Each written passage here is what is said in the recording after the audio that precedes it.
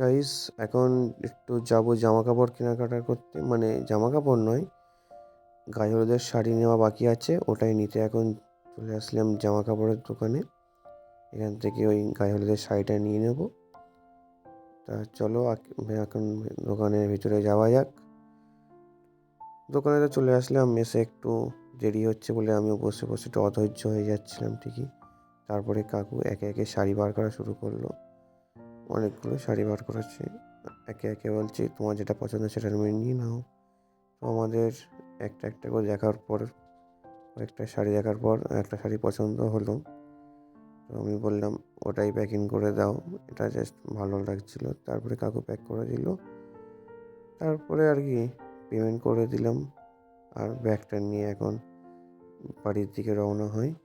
কিন্তু বাড়ি তো যাওয়া হলো না, আবার চলে আসলাম একটা কিসের দোকান বললে ভুলে যাচ্ছি আমি যেন। ওইসব মনোহারির দোকান বলবে, জায়গাটা হবে। তো ওখানে চলে আসলাম। এখান থেকে এসে কিছু কেনাকাটা বাকি আছে, তাই সেই আর কি। তারপরে অনেক কিছু নেওয়া হলো আমাদেরকে। ফাইনালি লাস্ট দিদির জন্য নেপুর নেওয়া হলো পছন্দ মতন।